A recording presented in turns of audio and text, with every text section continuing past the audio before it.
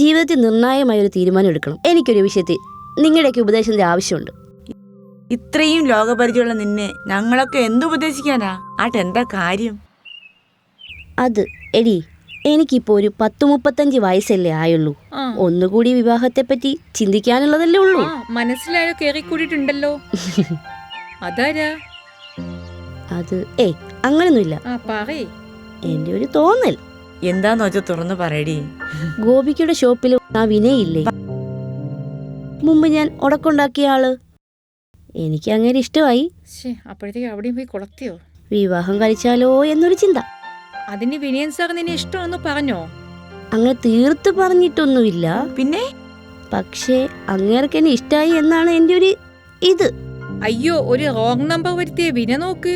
നീ പിന്നെ ആളെ കണ്ടിരുന്നോ? പിന്നെ ഇന്നും കണ്ടിരുന്നു. കുറേ സംസാരിച്ചു. കുറേ നേരം സംസാരിച്ചു എന്ന് കരുതി അയാൾക്ക് നിന്നോട് സ്നേഹമാണ്, പ്രേമമാണ് എന്നൊക്കെ കരുതാൻ പറ്റുമോ? നീ എന്നൊന്ന് ചിന്തിച്ചു നോക്ക്. അത് സത്യം. മാത്രമല്ല പഞ്ചാരയും അത്യാവശ്യ തമാശയൊക്കെ ആയിട്ട് നടക്കണ ഒട്ടുമിക്ക പുരുഷന്മാരും പക്കാ തരികിടകളായിരിക്കും മോളെ. സൂക്ഷിച്ച നിനക്ക് കൊള്ളാം. വിനയൻ സാർ അങ്ങനെയുള്ള ആളൊന്നും അല്ല, പക്ക ഡീസന്റാ. അങ്ങനെ അങ്ങ് പറഞ്ഞു കൊടുക്കണി. കാര്യം നേടുന്നവരെ ആണുങ്ങൾ ഏത് ലെവല് വരെയും പോവും. കാര്യം കഴിഞ്ഞാ പിന്നെ എങ്ങനെ പെരുമാറുന്നു എന്നുള്ളതാണ് പ്രധാനം. വിനയൻ അങ്ങനൊന്നുമല്ല. നിന്റെ വിശ്വാസം നിന്നെ രക്ഷിക്കട്ടെ.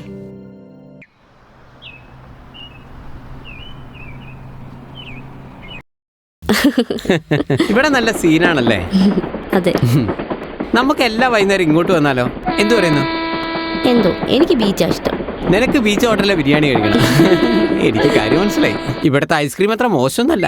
ഐസ്ക്രീം കാര്യം ടൗണാണെങ്കിലും പഞ്ചാരടിക്ക് ഒരു സ്കോപ്പ് ഇവിടെയുണ്ട്. വലിയ വായി നോക്കിയുള്ള.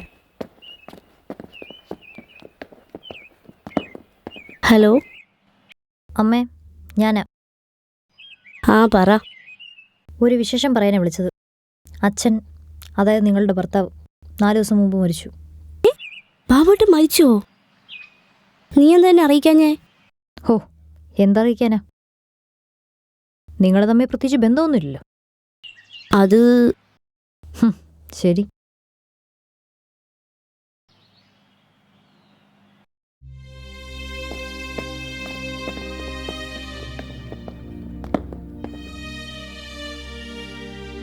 എന്തു പറ്റി? മുഖത്തൊരു ദുഃഖം? എന്തെങ്കിലും പ്രശ്നമുണ്ടോ? പ്രശ്നമൊന്നുമില്ല. അതൊന്നല്ല, എന്തോ ഉണ്ട്. വിഷയം ഞാൻ പറയട്ടെ. ഫോൺ വന്നപ്പോൾ നിങ്ങൾ മകളെക്കുറിച്ച് ചിന്തിച്ചു, ശരിയല്ലേ?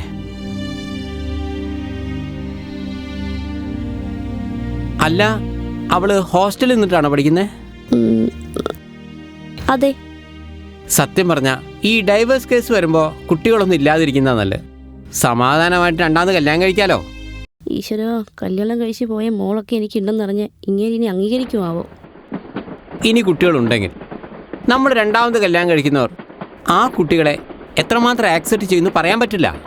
വിനയൻ എൻ്റെ മോളെ, അവളെ എന്താണോ ആ രീതിയിൽ അക്സെപ്റ്റ് ചെയ്യാൻ പറ്റില്ലേ? No problem. ഒരു LKG കുട്ടി ആക്സെപ്റ്റ് ചെയ്യുന്നതിൽ എന്താണ് പ്രശ്നം? നീ ധൈര്യമായിട്ടിരിക്കും. പിന്നെ നമുക്ക് വല്ല സിനിമയ്ക്കോ എന്തെങ്കിലും പോയിട്ടൊന്ന് റിലാക്സ് ആയാലോ? Oh sure.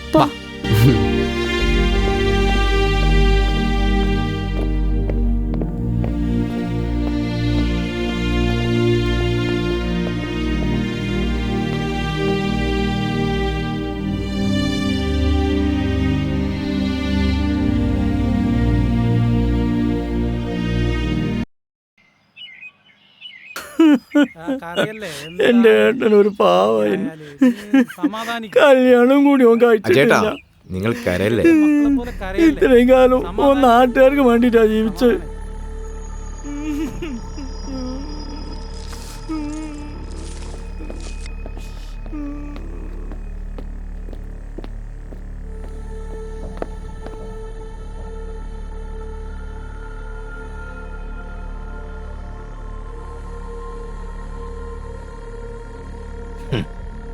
ഓരോന്ന് അവിടെ എവിടെയും പോയി ചത്തോളും.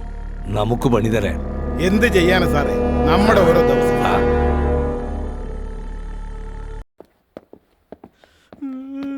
കാര്യം സൂയിസൈഡ് ആണെങ്കിലും എന്തൊക്കെയോ ചില പ്രശ്നങ്ങളൊക്കെ ഉണ്ട്. അതെ അതെ. മതി മതി, ഇങ്ങോട്ട് വാടോ. ആ, ഇങ്ങോട്ട് മാറിക്ക്. നിങ്ങളുടെ ചേട്ടൻ എന്തിനാ ആത്മഹത്യ ചെയ്തത്? എന്റെ ചേട്ടൻ ഒരു പാവായിരുന്നു സാറേ. പാവം. ഈ വാർഡിലെ മെമ്പറായിരുന്നു. ഇവിടെ ഒരു പാലം തകർന്നു പോയിന്നു. പാലം വീണ്ടും ഉണ്ടാക്കി കൊടുത്തില്ലാന്നും പറഞ്ഞുകൊണ്ട് നാട്ടുകാരോട് ഒന്ന് കച്ചറ ഉണ്ടാക്കിയ സാറേ. പെട്ടെന്ന് പാലം ഉണ്ടാക്കിയില്ല, കൈ വെട്ടും കാല് വെട്ടും തല വെട്ടും എന്നൊക്കെ ഒരു പറഞ്ഞു പോയത്. പക്ഷേ ഭീഷണിപ്പെടുത്തി എന്ന് പറയുന്നത് നേരാണോ? അതുകൊണ്ടാ സാറേ എന്റെ ഏട്ടൻ ആത്മഹത്യ ചെയ്തത്.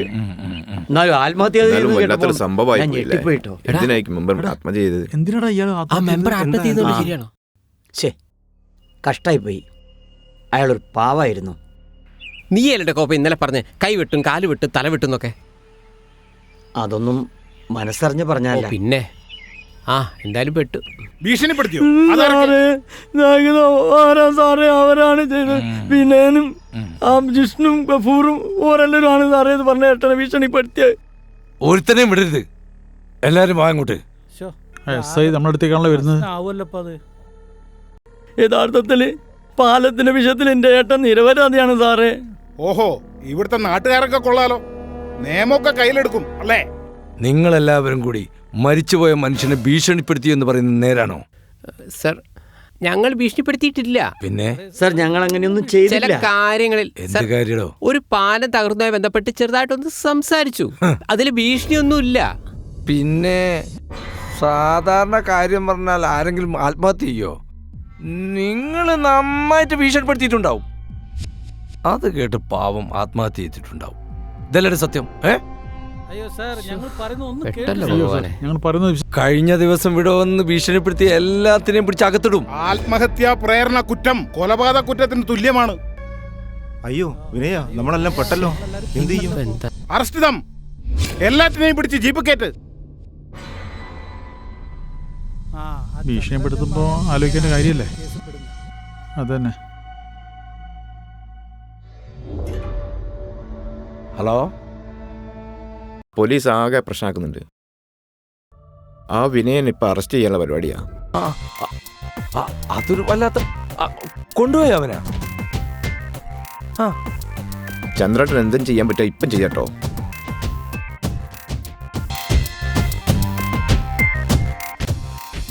പ്രശ്നമാക്കണ്ട, മന്ത്രിനെ വിളിച്ച് പറയാം. കേൾക്കുന്നില്ലേലും ബേജാറാവണ്ട, ഞാനുണ്ട്. സാറിപ്പോ തന്നെ ഒന്ന് വിളിച്ചാലേ വലിയ ഉപകാരമായിരുന്നു. MLA യുടെ ഫോൺ. എന്ത് പറഞ്ഞാണോ ഭീഷണിപ്പെടുത്താൻ പോകുന്നത്? സർ. എന്താടോ? ഏതോ ഒരു മെമ്പർ മരിച്ചു എന്ന് പറഞ്ഞിട്ട് സർ താൻ ആ വിനയനെയും കൂട്ടരെയൊക്കെ അറസ്റ്റ് ചെയ്തു എന്ന് കേട്ടു. അത് സാർ ഉടനെ വിട്ടേക്കണം. സർ, മനസ്സിലായോ? അത് തെളിവുണ്ട് സാർ. എന്ത് തെളിവ്? ഓരൊക്കെ നമ്മുടെ പാർട്ടിന്റെ ആൾക്കാരാ. ശരി സാർ. എന്താ ഇനി മന്ത്രിനെ കൊണ്ട് വിളിപ്പിക്കണോ? അവരങ്ങോട്ട് പറഞ്ഞു വിടറാ. ഓക്കെ.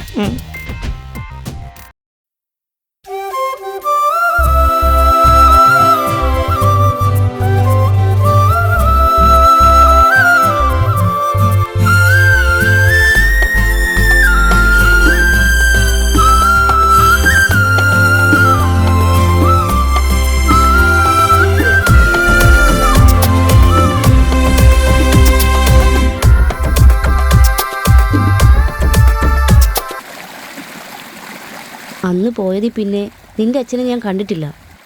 വൃക്കയുടെ അസുഖം തുടങ്ങിയിട്ട് കുറെ കാലമായോ? കുറേ വർഷമായി. മദ്യപാനം കുറച്ച് ഓവറായതുകൊണ്ട് ഉള്ള പ്രശ്നമാണ്. ഒരു തവണ ഹാർട്ട് അറ്റാക്ക് വന്നതായിരുന്നു. അങ്ങനെയാണ് എൻ്റെ വിവാഹം നേരത്തെ നടത്തിച്ചത്. എന്നിട്ട് നിന്റെ ഭർത്താവ് എവിടെ? ആ ബന്ധം 1-2 മാസത്തിനുള്ളിൽ ഡൈവേഴ്സായി. അയ്യോ, വിവാഹം കഴിച്ച് ഉടനെ ഡൈവേഴ്സ് ആയോ? എന്തിന്? എന്താ കാര്യം? അങ്ങേരെ ഭയങ്കര പിശുക്കത്തരവാ. പിന്നെ തീരെ സ്വഭാവഗുണവുമില്ല. കുറേ സഹിച്ചു മടുത്തപ്പം ഞാനങ്ങ് ഒഴിവാക്കി. കഷ്ടായല്ലോ. ഞാനിപ്പോൾ നിന്നെ എന്തെങ്കിലും സഹായിക്കണോ? അയ്യോ വേണ്ടായേ, നിങ്ങളുടെ ഒന്നും എനിക്ക് വേണ്ട. ശരി, ഗുഡ് ബൈ.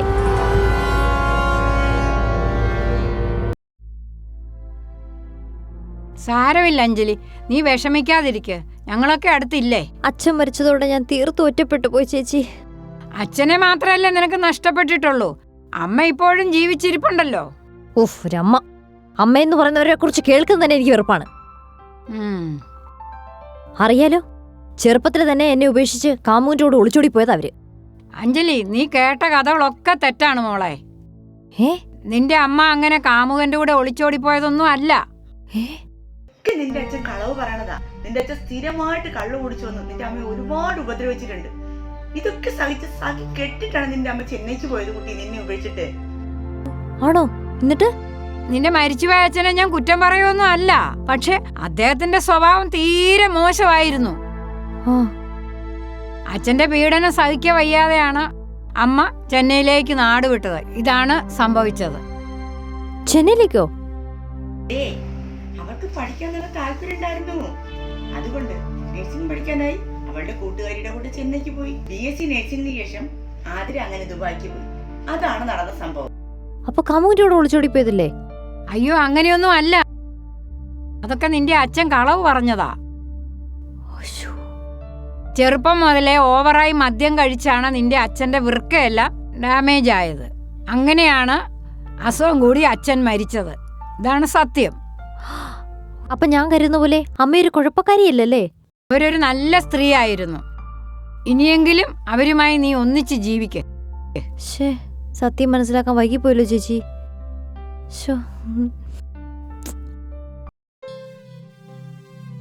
ആഹാ, എന്താണ് വിനേട്ടാ, നിങ്ങളെ ഇടയായി കാണാൻ കിട്ടുന്നില്ലല്ലോ?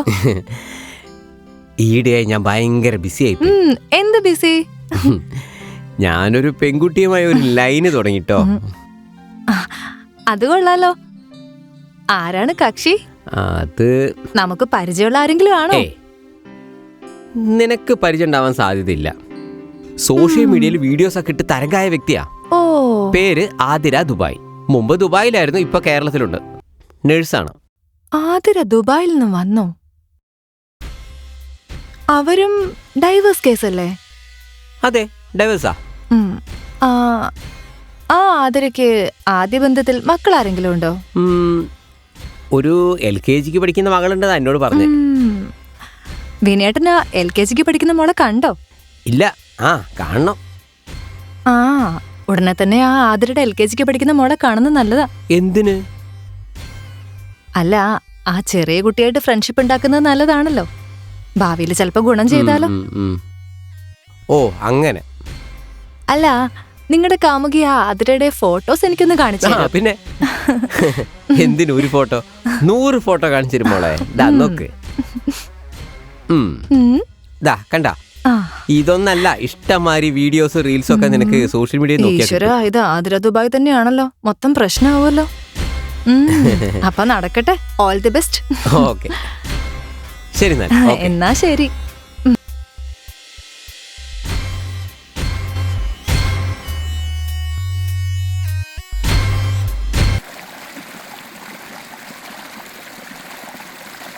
അമ്മയ്ക്ക് എന്നോട് ദേഷ്യമാണോ?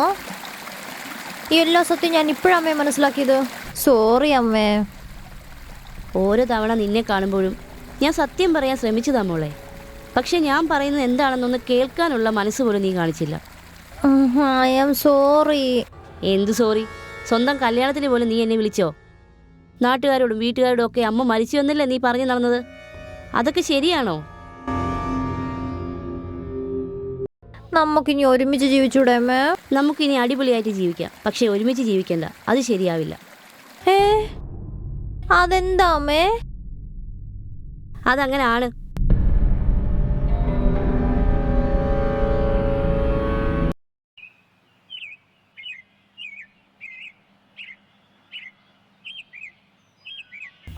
എന്താണ് മോനെ അവിടെ ചായ ചോദിച്ചിട്ടില്ലേ? ചായ എടുത്തു കൊടുക്ക്.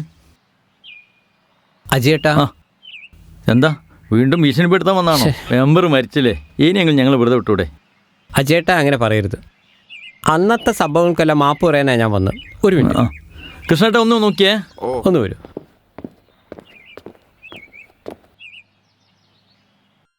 അന്ന് ആ പാലം താർന്നപ്പോ 30ഓളം പേര് മരിച്ചു. അതിലൊരാൾ അജയേട്ടൻ്റെ ബന്ധു കൂടിയായിരുന്നു. ഓർമ്മയില്ലേ? ഓർമ്മയുണ്ട്. പക്ഷേ ഏട്ടനാ പാലം പുതിയതായി പണിയാൻ കുറേ ശ്രമിച്ചതാ, ഒന്നും നടന്നില്ല. ഒരു വാർഡ് മെമ്പർ വിചാരിച്ചാൽ ചെയ്യുന്നതിനൊക്കെ ഒരു പരിധിയില്ലേ? സത്യമാണ്. പക്ഷേ ഞങ്ങളുടെ വിഷമം കൊണ്ടാ അന്ന് അങ്ങനെയൊക്കെ ബഹളം ഉണ്ടാക്കിയത്. അത് പോട്ടെ. കഴിഞ്ഞതൊക്കെ കഴിഞ്ഞ്. മെമ്പറുടെ വലിയൊരു ആഗ്രഹമായിരുന്നു ആ വാർഡിൽ നല്ലൊരു ലൈബ്രറി എന്നത്. സത്യം അതൊന്നും ഇനി ഒരിക്കലും നടക്കില്ല. അടുത്ത വർഷം പഞ്ചായത്തു നിന്ന് ഒരു ഫണ്ട് ഒപ്പിക്കണമെന്ന് ചിന്തിച്ചിരുന്നു. പക്ഷെ എല്ലാം ഒരു സ്വപ്നമായി പോയില്ലേ? ഒരിക്കലുമില്ല. അതിനി സ്വപ്നമല്ല, യാഥാർത്ഥ്യമാകാൻ പോവുകയാണ്. അതെങ്ങനെ? ലൈബ്രറി ഉണ്ടാക്കാനുള്ള സ്ഥലവും പണവും ഞാൻ തരാം, പോരെ? അത് വേണോ വിനയ? വേണം. മെമ്പർക്ക് വേണ്ടി അത്രയെങ്കിലും എനിക്ക് ചെയ്യണം. ആ ലൈബ്രറിക്ക് നമ്മൾ മെമ്പറുടെ പേരിടുന്നു, രാമചന്ദ്രൻ മെമ്മോറിയൽ ലൈബ്രറി, പോരെ? താങ്ക്സ്. പിന്നെ അജിയേട്ടാ, കുറച്ച് പണമുണ്ട്, വെച്ചോളൂ. അയ്യോ, പണമൊന്നും ഇപ്പം വേണ്ട. ഞാനിത് നിങ്ങൾക്ക് തരുന്നതായിട്ടല്ല, മെമ്പർക്ക് തരുന്നതായിട്ടാണ് കണക്കാക്കുന്നത്. ഒന്നുമില്ലേലും മെമ്പറുടെ ചില കടങ്ങളൊക്കെ നിങ്ങൾക്ക് വീട്ടാലോ. അതൊക്കെ വേണോ വിനയ? വേണം. അത് വെച്ചോളൂ ചേട്ടാ. അപ്പോൾ ഇനി എന്താ അത്യാവശ്യം ഉണ്ടെങ്കിൽ അറിയിക്കണം. ഞാനുണ്ട് കൂടെ. ഒരുപാട് നന്ദിയുണ്ട്. ഓക്കെ, ശരി. അന്ന് വിനയനൊക്കെ പോലീസുകാരെ കൊണ്ട് പിടിപ്പിച്ച മോശമായിപ്പോയി.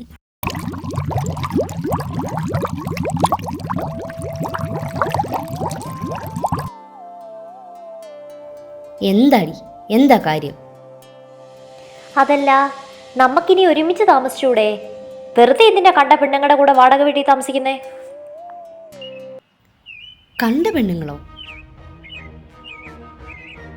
ഗോപികയും കൃഷ്ണയൊക്കെ എൻ്റെ ചങ്ക് ഫ്രണ്ട്സാണ്. അവരോട് ജീവിക്കുന്നത് സ്വർഗമാണ്, സ്വർഗം. ഒരു സ്വർഗം. അപ്പൊ അമ്മ എൻ്റെ കൂടെ ഒരിക്കലും താമസിക്കില്ല? നോക്കട്ടെ, സമയാകുമ്പോ പറയാം.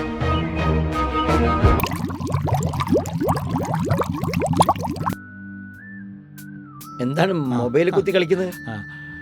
എടാ, നീ ഒരു സംഭവം അറിഞ്ഞോ? എന്താ? ഈ ചന്ദ്രേട്ടന്റെ മോനെ ലൈബ്രറിക്കുള്ള സ്ഥലവും പണവും ഫ്രീ ആയിട്ട് പഞ്ചായത്തിന് കൊടുക്കാന്ന് അറിയിച്ചു. ആണോ? ടൗണിലെ പൊന്നും വിലയുള്ള സ്ഥലല്ലേ സൗജന്യം കൊടുത്തത്? അതെ അതെ. മാത്രമല്ല, നിനക്ക് ഓർമ്മയില്ലേ എന്ത്? മുമ്പ് പഞ്ചായത്തിനുള്ള കിണറും അംഗനവാടിക്കുള്ള സ്ഥലവും ഫ്രീ ആയി കൊടുത്ത ആളല്ലേ? പൈസ ഉള്ളതുകൊണ്ട് കാര്യമല്ല. അതെ, അത് നല്ല കാര്യത്തിന് കൊടുക്കാനുള്ള മനസ്സും വേണം. അല്ലാതെ അത് രണ്ടു പേർക്കുണ്ട്. അതെ, നമ്മൾ നാട്ടുകാർ പരമാവധി അവരോട് സഹകരിക്കണം. തീർച്ചയായിട്ടും. മാത്രമല്ല, അവരുടെ സൂപ്പർ മാർക്കറ്റിൽ നിന്ന് പരമാവധി സാധനങ്ങൾ നമ്മൾ മേടിക്കണം. എന്തു പറയുന്നു? ചെയ്യാം, അത് ഉറപ്പല്ലേ? അതെ അതെ.